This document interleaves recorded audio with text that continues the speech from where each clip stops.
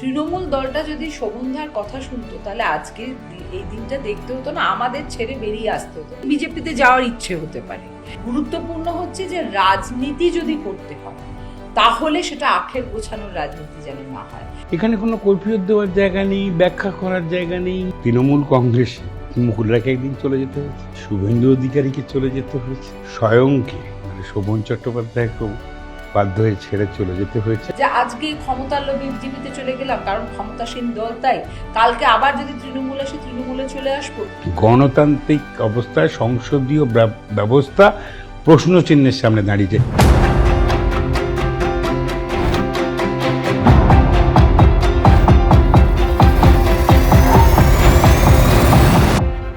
বেশ কিছু ছবি এবং সেই ছবি ঘিরে নতুন করে বিতর্ক। আর বিতর্ক হবে নাই বা কেন? কি দেখা গেল ছবিতে? দেখা গেল রাজ্যের অন্যতম এবং গুরুত্বপূর্ণ মন্ত্রী তাপস রায়, তার পাশে কারা? বৈশাখী বন্দ্যোপাধ্যায় এবং শোভন চট্টোপাধ্যায়। এখন প্রশ্ন হচ্ছে যে তারা এখন কোন পক্ষে, সেটাই জানবো তাদের কাছ থেকে। প্রথমে আমি শোভনবাবুর কাছ থেকে জানতে চাইবো যে কিছুদিন আগে আমরা দেখতে পেলাম অভিষেক বন্দ্যোপাধ্যায় তিনি আক্রান্ত হলেন, তখন আপনি মমতা বন্দ্যোপাধ্যায়ের পাশে গিয়ে একেবারে হাসপাতালে উপস্থিত হলেন। এরপরে দেখা গেল যে তাপস রায়ের সঙ্গে তার জন্মদিনে আপনি কেক কাটছেন এবং গেরুয়া একেবারে উত্তরীয়, সেই উত্তরীয় পড়ে রয়েছেন। এখন তো মানুষ প্রশ্ন করবেই যে আপনি কোন পক্ষে? কোনো পক্ষে টক্ষের বিষয় নয়। আমি মনে করেছি আমার নিজের কর্তব্য। মমতা ব্যানার্জির সঙ্গে একটা বিশেষ ব্যাপারে আমার কথা হচ্ছিল, সেই সময় অভিষেকের হসপিটালাইজেশনের খবর আসে। মমতাদি সেখানে যাচ্ছেন এবং বলেছেন চল, এবং সেখানে গিয়ে আমার যা করণীয়, মরাল যেটা বলে সেটাকেই আমি কর্তব্যটা মনে করেছি যে আমার শিরোধার্য, এবং সেই অনুযায়ী যা করার দরকার আমি সেটাই করেছি। এবং আপনি দেখবেন যে স্পেসিফিকভাবেই সেদিন সাংবাদিকদের সামনে আমি আমার ব্যক্তি সত্তারই, অভিষেক বন্দ্যোপাধ্যায় আহত হয়েছেন। অভিষেক বন্দ্যোপাধ্যায় মানে জন্মগ্রহণ থেকে শুরু করে তাকে চিনি, তার দিদা মানে মমতা ব্যানার্জির মা গায়ত্রী বন্দ্যোপাধ্যায়কে যে স্নেহ, যে ভালোবাসা, যে উদারতা আমি পেয়েছি, মমতা বন্দ্যোপাধ্যায় যে সাহচর্য আমি পেয়েছি, তা সেই জায়গায় দাঁড়িয়ে আমার যা করণীয় আমার মনে হয়েছে, সেই জায়গায় দাঁড়িয়ে আমার করণীয় কাজ আমি কিন্তু করেছি, আমার পদক্ষেপ। আর তাপসবাবুর আর জন্মদিনে কেক কাটা? ডেফিনেটলি এই তাপসবাবুই আমার সঙ্গে আজ থেকে প্রায় 42 বছর আগে তাপসবাবু প্রথম নির্বাচিত হয়েছিলেন কলকাতা পুরসভায়। তার আগে উনি ছাত্র রাজনীতি করতেন এবং আমিও ছাত্র রাজনীতি করতাম। দেখি উনি তখন না পক্ষে বিপক্ষে ছাত্র পরিষদের বিক্ষুব্ধ এই সমস্ত ছিল, সেই জায়গার থেকে তাপস রায়কে আমরা জানতাম এবং একসঙ্গে আমরা 1985 সালে কলকাতা পুরসভায় কাউন্সিলর ইলেক্টেড হই এবং সেই থেকে আজকের পর্যন্ত তাপসদার সঙ্গে আমার নিজস্ব ব্যক্তি সম্পর্ক। তাপসদার রাজনৈতিক অবস্থান কোথায় কি থেকেছে না থেকেছে তার জন্য ব্যক্তিগত পর্যায়ে কোনো দিন কোনো বিতর্কই কিন্তু আমাদের সামনে আসেনি। বিজেপিতে জয়েন করার কথা উনি বলেননি আপনাকে? তারপরে তাপসদা আজকে রাজ্যের মন্ত্রী হয়েছে, আর সেই জায়গায় তাপসদার গতকালকে জন্মদিন ছিল। আর একটি ব্লাড ডোনেশন ক্যাম্পে আমাকে এবং বৈশাখীকে আমাদের ছোট ভাইয়ের মতন খুব ফ্যামিলি ফ্রেন্ড সঞ্জীব দত্ত আমাদের একতার সঙ্গে ইনভাইট করেছে এবং তাপসদার জন্মদিন পালন করবে। সেখানেও মনে হয়েছে এখানে কোনো কৈফিয়ত দেওয়ার জায়গা নেই, ব্যাখ্যা করার জায়গা নেই। নির্দিষ্টভাবে উনি বিজেপিতে আমাকে জয়েন করতে বলবেন কেন? কিন্তু নিশ্চয়ই তাপসদার অবস্থান এবং আমার অবস্থানে এতদিন উনি চেনে, নিশ্চয়ই কোথাও না কোথাও ভাবের আদান প্রদান হয়, চিন্তা ভাবনার আদান প্রদান হয় এবং একটা গ্রেট লস। আজকে তাপসদার অ্যাচিভমেন্টটা যেমন আমাকে উদ্বুদ্ধ করে, তেমনি তাপসদার দল ছেড়ে যেদিন চলে যাচ্ছেন সেটাও কিন্তু আমাদের ব্যথা দেয়। এইভাবেই তৃণমূল কংগ্রেসে মুকুলরাকে একদিন চলে যেতে হয়েছে, শুভেন্দু অধিকারীকে চলে যেতে হয়েছে, স্বয়ংকে মানে শোভন চট্টোপাধ্যায়কেও বাধ্য হয়ে ছেড়ে চলে যেতে হয়েছে। যারা এর কারিগর এইরকম ছিল ধরনের- তারা কি এখন মমতা বন্দ্যোপাধ্যায়কে যারা ছেড়ে চলে গেলেন? কারিগরের যে জায়গাটায় যে ডেডিকেটেডলি বিধানসভা সামলাতো তাপস রায়, আমি তো দেখেছি, বা অন্যান্য জায়গায় পরিপ্রেক্ষিতে, তা সেই জায়গায় দাঁড়িয়েই আমি আপনাকে বলি যে এগুলোর মধ্যে যে তাপস রায়ের জন্মদিনে যাওয়া মানে আমি বিজেপি হয়ে যাওয়া বা আমাকে দেখে তাপস রায়ের অন্য কোনো চিন্তাধারা, সেসব কোনো জায়গায় পরিপ্রেক্ষিত আসে না। বৈশাখীদি, আপনার কাছে জানতে চাইবো যে এক সময় আপনি অ্যাক্টিভলি বিজেপি করেছেন, তারপরে অনেক কিছু হয়েছে, নতুন করে এই ছবিটা তো প্রশ্ন তুলে দিতেই পারে মানুষের মধ্যে যে সরকার এসেছে বাংলায় এবং তারপরেই আপনাদের অ্যাক্টিভনেস বিজেপির প্রতি বেড়েছে। না, এটা নিয়ে প্রশ্ন জাগতে পারে, প্রশ্ন তো যে কোনো মানুষের মনেই জাগতে পারে, সেটা নিয়ে কোনো আমার সেটা নিয়ে মাথা ব্যথা নেই। কিন্তু বিষয় হচ্ছে যে আমি বা শোভন কেউ এই রকম রাজনৈতিক মতবাদে বিশ্বাসী নই যে যখন আমরা বিজেপি করেছি তখনও মমতা বন্দ্যোপাধ্যায়ের বাড়িতে ও ভাইফোঁটায় গেছে, যখন আমরা তৃণমূল করেছি তখনও কিন্তু গত বছর কালী পুজোয় আমরা তাপসদা একই মঞ্চে ওই ওই একই ক্লাবের কালী পুজোয় গেছি। তো রাজনৈতিক সৌজন্য এবং ব্যক্তিগত সম্পর্ক, আমি কালকে যখন ওই মঞ্চে গেছি তখন বিজেপির বহু পুরনো সহকর্মীর সঙ্গে দেখা হয়েছে, তাদের সঙ্গে সুখ দুঃখ ভাগ করছিলাম যে কিভাবে কলকাতায় যখন আমাদের মিছিলগুলো যেত কি অকথ্য ভাষায় আমাদের গালিগালাজ করতো, কত কষ্ট হতো এই ছেলেগুলোর ওই মিছিলগুলো অর্গানাইজ করতে। তো সেই সব দুঃখের মুহূর্তে আমি তাদের সঙ্গে ছিলাম। আবার আজকে যখন তাদের সুখের মুহূর্ত এসেছে তখনও ওদের কাছে সঙ্গে যে হঠাৎ করে দেখা হয়ে যাবে, তোমরা শুধু তাপস রায় নামটা নিচ্ছ কারণ উনি একজন মাননীয় মন্ত্রী, আজকে মীনা দেবী পুরোহিত ছিলেন, মীনা দেবী পুরোহিত ছিলেন, নির্মল মাঝিও গেছেন। এবার এই যে এতগুলো মানুষের সেখানে সমাগম, তার মধ্যে থেকে তোমরা শোভন বৈশাখীকে এই জন্য বেছে নিয়েছো যে আমাদের ওই ছবিটা, ওই যে গৈরিক একটা অভিনন্দন জানিয়ে একটা পড়িয়েছে উত্তরীয়, সেইটা তোমাদেরকে মনে হয়েছে যে কোথাও গিয়ে, এখন এই উত্তরীয়টা তো আয়োজক পড়িয়েছেন, কিন্তু আমি একটা জিনিসে খুশি জানো, যে কিছুদিন আগে আমি একটা জায়গায় ডায়মন্ড হারবারে গেছি, যে ডায়মন্ড হারবার মডেল কন্ডেমড, যে ডায়মন্ড হারবারে আজকের দিনে দাঁড়িয়ে তৃণমূল করেছি এটা বললে পরে মানুষ এসে ঝেঁকে ধরে কারুকে ড্রিম মারছে, কারুকে আরো বেশি কিছু মারার কথা ভাবছে। সেই ডায়মন্ড হারবারে একজন সহকর্মী যিনি আজকে বিজেপিতে আছেন, তিনি বলছিলেন যে জানেন তৃণমূল দলটা যদি শোভনধার কথা শুনতো তাহলে আজকে এই দিনটা দেখতে হতো না, আমাদের ছেড়ে বেরিয়ে আসতে হতো না। আমি বললাম কেন?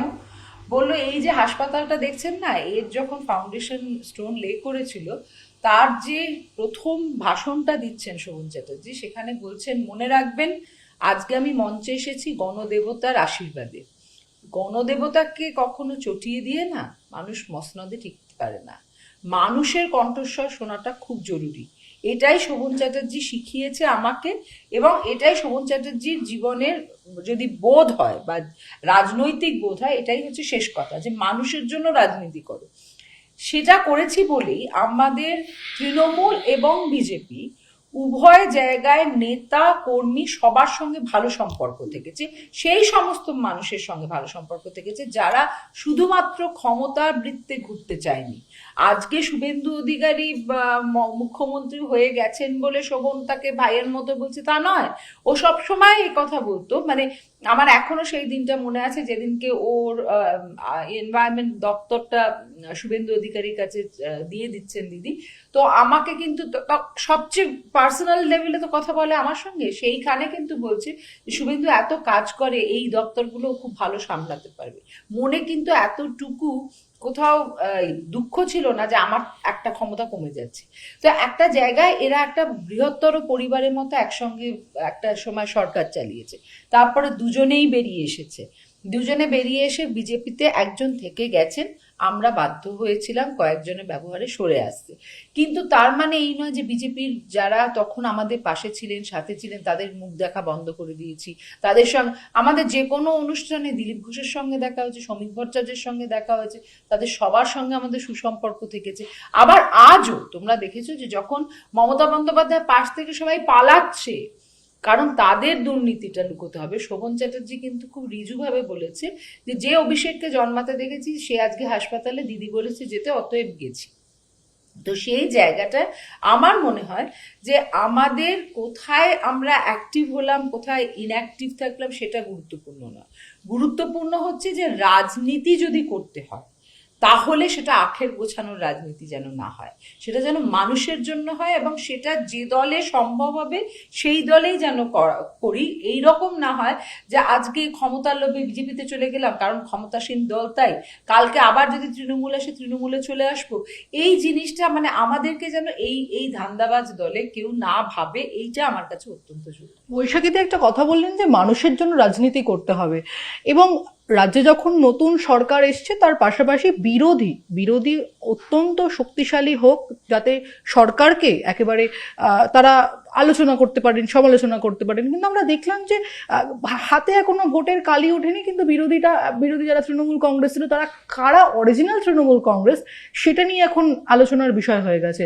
আপনি তো ওই দল করেছেন, এখন হয়তো ওই দলেই রয়েছেন, সেখানে দাঁড়িয়ে কারা দোষী? মমতা বন্দ্যোপাধ্যায়ের ছায়াসঙ্গী যাদেরকে বলা হতো আপনারা বেরিয়ে আসার পর, তাহলে তারাই কি মমতা বন্দ্যোপাধ্যায়কে ব্যাকস্ট্যাপ করলেন? এটা আবার আমাকে নতুন করে ব্যাখ্যা করতে হবে কেন? এটাই তো সর্বসত্য হয়ে দাঁড়িয়েছে। মমতা বন্দ্যোপাধ্যায়ের চোখ, কান, হাত বলে যাদেরকে নির্দিষ্ট করে বলতেন, আজকে দেখেছেন যে কেউ ব্যাংকের অ্যাকাউন্ট ফ্রিজ করবার জন্য যাতে ইউটিলাইজ না হয়, তাহলে ট্রেজারার হিসেবে চিঠি দিয়ে বলে দিল। আমি অবাক হয়ে আমরা নাম ধরে বলতে পারি, চন্দ্রিমা ভট্টাচার্য, ফিরহাদ হাকিম, অরূপ বিশ্বাস। তাহলে বলি যে চন্দ্রিমা ভট্টাচার্য তৃণমূল ঘরানাটাই কোনোদিন আন্দোলনের সাথেই ছিল না, না কেশপুর জানে, না নন্দীগ্রাম জানে, না সিঙ্গুর জানে, বা এটসেট্রা এটসেট্রা যেটুকুনি ছিলেন নেতাই জানে, না অন্য কিচ্ছু জানে। তাহলে তো অন্ধবিশ্বাস কেন ছিল তার প্রতি? মমতা বন্দ্যোপাধ্যায়ের অন্ধবিশ্বাসই তো বলা চলে। আরে সেটাই তো আমাদের প্রশ্ন, আপনার কাছেও যেরকম ধরনের প্রশ্ন, আমরাও অবাক যে কোত্থেকে প্ল্যানিং কমিশনে গিয়ে যেভাবে এসএফআই এর ঝান্ডা ধরে যারা অমিত মিত্র, মমতা ব্যানার্জির ওপর আক্রমণ শানিয়েছে, যে লোকটা নিকৃষ্টতম কাজ। শোভন বৈশাখী নিয়ে তো বহু কথা, শোভন কি করছিস বল, তাহলে সেই জায়গায় দাঁড়িয়ে প্রকাশ্য চিত্রটা যখন আসে, রাজ্যসভার একজন মেম্বারকে যখন সিপিআইএমের মতন communist party of India marksheet তাড়িয়ে দেয় পার্টির থেকে, যে এসএফআইয়ের ঝান্ডা ধরে যেভাবে মমতা ব্যানার্জির ওপর আক্রমণ হয়, তাকে নিয়ে এসে আইএনটিটিউসির রাজ্যের সভাপতি করে, অত্যন্ত গুরুত্বপূর্ণ জায়গা, সেই জায়গায় দাঁড়িয়ে কাজ করতে দেওয়া হয়, তখনই তো আমাদের মনে প্রশ্ন ছিল। ব্যক্তিগতভাবে আমি খুব ছোটবেলার থেকে চিনি, এবং যা আজকে হয় যে এটাকে ধ্বনিটিকে প্রতিধ্বনি সদা ব্যঙ্গ করে, আপনি এই জায়গায় দাঁড়িয়ে না এই সিদ্ধান্ত কে নিয়েছেন, কে নিতে বলেছিল? সামগ্রিক যদি আলোচনার মধ্যে হতো তাহলে কিন্তু যিনি আজকে অপোজিশন লিডারের চেয়ারে বসেছে, অপোজিশনের ফাংশনটা গভর্নমেন্টের ফাংশন যখন আপনারা দেখবেন, তেমনি এখানে কি কোনো অপোজিশন নেই?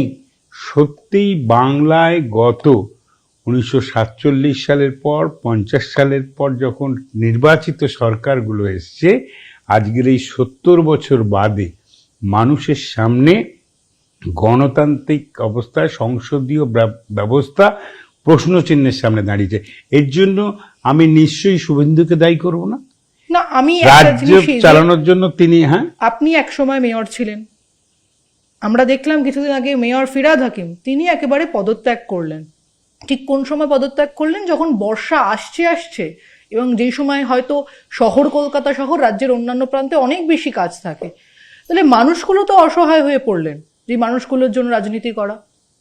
না কেন, কি কারণে করলেন তার ব্যাখ্যা তো দিয়ে যাওয়া উচিত। তার ব্যাখ্যা কি ছিল? আমি গঙ্গার নিচে একটা টানেল করতে পারলাম না, এটাই তো ছিল ব্যাখ্যা। আর কি ব্যাখ্যা? কিন্তু কলকাতা শহরটা কি, সত্যি কথাটা স্বীকার করতেন যে জঞ্জাল ব্যবস্থাটাকে যা ছিল সেটাকে ধরে রাখতে পারেনি। রাস্তাগুলো যে স্মুথ ছিল সেই রাস্তাগুলো আজকে নৌকা চলার মতন পিচের রাস্তা, কিন্তু গাড়ি চললে মনে হয় ঢকাস ঢক করছে। কলকাতা শহর জলে ডুবে যাচ্ছে। কলকাতায় এক একটা ইনফ্রাস্ট্রাকচার মুখ থুবড়ে পড়ছে।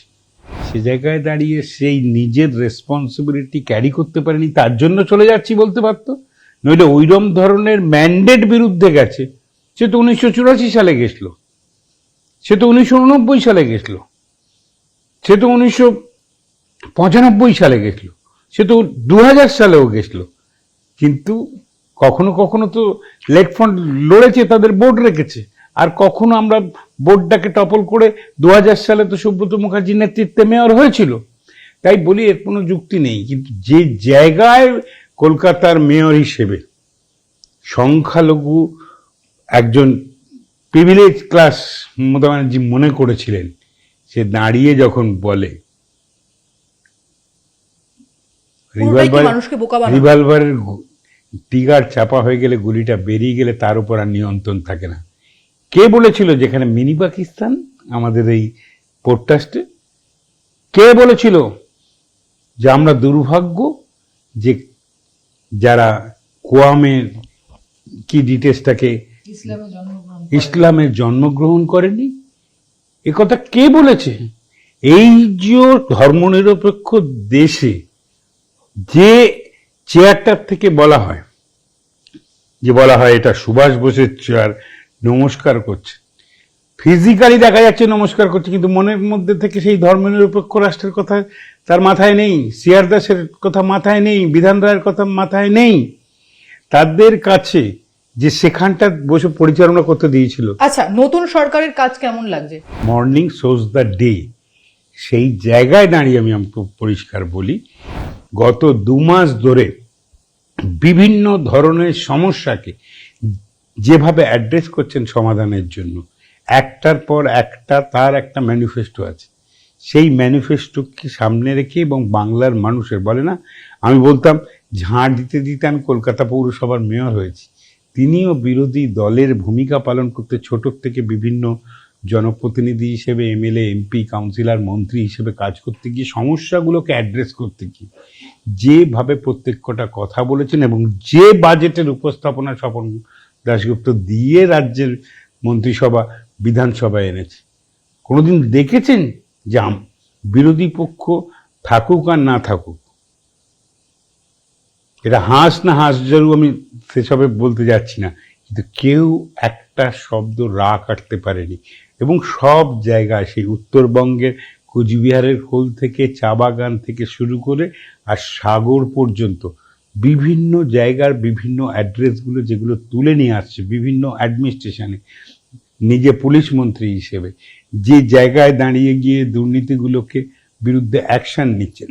আমার পছন্দ হতে পারে, অপছন্দ হতে পারে, কারুর পছন্দ হতে পারে, অপছন্দ হতে পারে, কিন্তু সরকারটাকে সরকারের দৃষ্টিভঙ্গিতে রাখতে শুভেন্দু অধিকারী যে পদ্ধতি নিচ্ছে, আমি তাকে স্যালুট জানাই যে ইয়েস, আজকে যার জন্য আমি খুশি যে গতকালকে রাজ্যের প্রাক্তন মুখ্যমন্ত্রী মমতা বন্দ্যোপাধ্যায়ও কিন্তু তার অ্যাচিভমেন্টটাকে নিয়ে যদি গঠনমূলক কিছু হয় তাহলে আমি সহযোগিতার হাত বাড়িয়ে দিতে প্রস্তুত থাকবো, সাহায্য করব। এই কথাটা জায়গায় হয়তো সময় বেশি লাগলো 2 মাস, কিন্তু একটা মানুষের রায় নিয়ে সেটাকে মানতে তার অস্বস্তি হচ্ছিল, তার পেছনে যুক্তি তার মতন ব্যাখ্যায় তিনি রেখেছিলেন। কিন্তু 2 মাস বাদে এই প্রসঙ্গে মমতা বন্দ্যোপাধ্যায়ের এই ভাষণ শুভেন্দু অধিকারীর অ্যাক্টিভিটি প্রমাণ করে দেয় যে ইয়েস, আমি এই জায়গায় দাঁড়িয়ে সবার অ্যাট্রাকশন, আমি রাজ্যের মুখ্যমন্ত্রী। এইটা বৈশাখীদের কাছে এখানেই আসবো যে একই প্রশ্ন থাকবে, রাজ্যে পালাবদল হয়েছে, সরকারের প্রতি মানুষের অনেক এক্সপেকটেশন, এখনো পর্যন্ত দাঁড়িয়ে কি মনে হচ্ছে সেই এক্সপেকটেশনগুলো রিচ করতে পেরেছে? দেখুন, একটা খুব সহজ এবং স্বল্প কথায় বলতে গেলে শুভেন্দু অধিকারীর একটা ভূমিকা আমার খুব ভালো লেগেছে, যে দুর্নীতিগ্রস্ত মানুষের কাছে উনি ত্রাস, আর উনি যারা এতদিন ধরে জাস্টিস পায়নি তাদের ত্রাতা। এই ত্রাস আর ত্রাতার ভূমিকার মধ্যে যে ব্যালেন্স স্ট্রাইক করেছে, এটা অসম্ভব প্রেজওয়ার্দি। আমি বহুদিন পরে, মানে আমি লাস্ট একজন অ্যাকাউন্টেবল মুখ্যমন্ত্রী দেখেছিলাম বুদ্ধদেব ভট্টাচার্যকে, যাকে অ্যাপ্রোচেবল ছিল। আমি একটা সামান্য মানে আমি ব্যক্তিগত, মমতা বন্দ্যোপাধ্যায় নন? না না, আমি মমতা বন্দ্যোপাধ্যায়কে যখন উনি মানুষের মধ্যে দিয়ে হেঁটে গিয়ে উনি শপথ নিয়েছিলেন, আমি মমতা বন্দ্যোপাধ্যায়ের মানে পক্ষে ভোট দিয়েছি। আমি তৃণমূল দলকে ভেতর থেকে ভালোবেসে, মমতা বন্দ্যোপাধ্যায়কে ভালোবেসে তৃণমূল করতে গেছিলাম। সেখানে আমি দেখেছি দিনের পর দিন মমতা বন্দ্যোপাধ্যায়কে যদি অ্যাপ্রোচ করার চেষ্টা করেছি অ্যাজ আ চিফ মিনিস্টার, আমি অ্যাজ অ্যান ইন্ডিভিজুয়াল বলছি না, as a chief minister she remained absolutely without, মানে বিয়ন্ড রিচ। সাধারণ মানুষের কাছে মানে অ্যাক্সেসটাই বন্ধ হয়ে গেছিল, যে কারণে কিন্তু আজকে এইভাবে ওনার দলটা ভেঙে গেছে, কারণ উনি জনবিচ্ছিন্ন হয়ে গেছিলেন। এই যে আজকে শুভেন্দু অধিকারী জনতার দরবার বসাচ্ছেন না, এই রকম কনসেপ্টগুলো এই দিদিকে বলো নামক প্রহসন না করে পাড়ায় পাড়ায় সমাধান করেছেন। কিন্তু উনি দেখলেন না যে পাড়ার মধ্যে দিয়ে ওনার সমস্ত কর্মীরা ঘরের মধ্যে ঢুকে যাচ্ছে আইপ্যাক নামক ঠিকাদারি সংস্থার অত্যাচারে। তো এই জন্য আমি বলবো যে শুভেন্দু অধিকারী বহুদিন পরে কিন্তু জনগণের কাছে গিয়ে তাদের ইচ্ছা, তাদের আকাঙ্ক্ষাগুলো বোঝার চেষ্টা করছেন। যে স্বল্প সময়ে উনি মানুষের আশা আকাঙ্ক্ষাগুলো, তুমি যেটা বলছো এটা ঠিক, যে অত্যন্ত তীব্র ওনার ক্ষেত্রে আমাদের এক্সপেকটেশন, সেই এক্সপেকটেশনগুলো সবার দিকে নজর দিয়ে উনি যেভাবে ব্যালেন্স পেতে চলছেন, উনি একটা এমন স্বপ্নের বাংলার আমাদের কাছে তুলে ধরেছেন না, যে স্বপ্ন ভঙ্গ হোক এটা কিন্তু আমরা কেউ চাই না। যে কারণে কিন্তু কোনো সমালোচনার ঢেউ উঠছে না, যে কারণে সবাই চাইছে, মানে ইভেন মমতা বন্দ্যোপাধ্যায় গতকাল যে কথাটা বলেছে, স্বপ্নের বাংলার পার্ট হতে চাইবেন, ইচ্ছে প্রকাশ করবেন, অর্থাৎ বিজেপিতে জয়েন করতে চাইবেন? দেখুন, আমি মনে করি যে একজন নাগরিক হিসেবে আমি স্বপ্নের বাংলা গড়ার ক্ষেত্রে যতটুকু আমার ভূমিকা থাকবে সেটা পার্ট হতে আমি নিশ্চয়ই চাইব। অর্থাৎ বিজেপিতে জয়েন করতে চাইবেন? এটা আসলে শুভেন্দু অধিকারীকে আমি শুধুমাত্র একজন বিজেপি নেতা দেখি না, উনি আমার রাজ্যের মুখ্যমন্ত্রী। এই রাজ্যের মুখ্যমন্ত্রীর কাছে আমার আবেদন হচ্ছে যে বহুদিন ধরে আমরা যেটা দেখেছি সেটা হচ্ছে দলীয় শাসন। উনি কিন্তু দলীয় নেতা হিসেবে যেখানে যেখানে যাচ্ছেন সেখানে এতদিন ধরে যেরকম উনি বুকে আগলে ওনার কর্মীদেরকে রেখেছেন, আজ আরো সুন্দর করে উনি তাদেরকে ইন্সপায়ার করছেন। তাদেরকে হয়তো ওনাকে দেখে বিজেপিতে যাওয়ার ইচ্ছে হতে পারে, কিন্তু মানে বিজেপিতে যাব শুধুমাত্র ক্ষমতা ভোগ করার জন্য, বা মানে একটা পাওয়ার হাংরি, এই যে পাওয়ার ক্রেভার্সদের দেখছি, এই চিত্রটা আমার ভালো লাগে না। আমার মনে হয় যে গঠনমূলক কাজের আমি অংশ হতে চাই, কিন্তু তার জন্য আমাকে তো একটা দলীয় পদ নিতে হবে। কাজ করতে ভালো লাগলে উনি যদি কাজের সুযোগ দেন আমি কাজ করব, কিন্তু তার মানে এই নয় যে যদি আমার মতাদর্শে না মেলে, আমাকে যদি অপ্রয়োজনীয় মনে হয়, শুধুমাত্র একটা টোকেনিজম, যে আমি বিজেপির একটা উত্তরীয় পড়ে নিলাম, একটা যেটা আমাদের সঙ্গে তৃণমূল করেছে, যে তৃণমূল ঝান্ডা ধরালো, বলল বৈশাখী দিয়ে আর শোভনদাকে কাজে লাগাবো, আর তারপরে একদিন একটা মিছিলে হাঁটিয়ে বাড়িতে পাঠিয়ে দিল। এই জীবন আমার বিজেপিতে আগে ছিল না, আর ভবিষ্যতে যদি কখনো বিজেপি করি তাহলে আশা রাখছি এরকম জীবন আমার হবে না। আমি আপনার কাছ থেকে জানতে চাইবো একই প্রশ্ন, যে ইচ্ছে প্রকাশ করবেন, আর পালা বদলের পর মুখ্যমন্ত্রী শুভেন্দু অধিকারীর সঙ্গে কি কথা হয়েছে, কোন ধরনের কথা? যে দেখুন, এটা একদমই আমার অবস্থান এবং শুভেন্দু অধিকারীর অবস্থান, যে ধরনের ব্যস্ততার মধ্যে উনি রয়েছেন সেই জায়গায় এখন এই সমস্ত শুধু শুভেচ্ছা জানানো ছাড়া অন্য কোনো আলোচনার বিষয় উপস্থাপনা করবার অবকাশ পায়নি। আমি আবারও আপনাকে জিজ্ঞাসা করছি, যদি আপনি কি ইচ্ছে প্রকাশ করবেন বিজেপিতে যাওয়ার জন্য? আবার বলছি, বিজেপিতে যাওয়া বা না যাওয়া এই মুহূর্তে এর চর্চাটা আপনারা রাখছেন, এর জন্য ধন্যবাদ। এই সিদ্ধান্তটা নেবার একটা রাজনৈতিক সিদ্ধান্ত সামগ্রিক পরিবেশ পরিস্থিতির উপর নির্ভর করে আছে। সামনের সেই পরিবেশ পরিস্থিতিটা কি আছে না আছে সেটা নিশ্চয়ই সামনের পরিবেশ পরিস্থিতি বলবে, কিন্তু জেনে রাখুন তৃণমূলের যা পরিণতি হয়েছে, শুভেন্দু অধিকারী যেটা ফেস করবে না, যেটা তার অভিজ্ঞতায় আসবে না রাজ্যের মুখ্যমন্ত্রী হিসেবে, যে সত্যিকারের বিরোধী দল রাজ্যের সমস্যা তুলে ধরবে, সমাধানের জন্য চাইবে, উদ্দেশ্যপ্রণোদিত অভিযোগ জানালে আমি তো ওয়েস্ট পেপার বাস্কেটে ফেলে দেবো, শুভেন্দু অধিকারী ওয়েস্ট পেপার বাস্কেটে ফেলে দেবে। আর যদি সত্যিকারের সমালোচনা হয় তিনি সমাধান করবেন।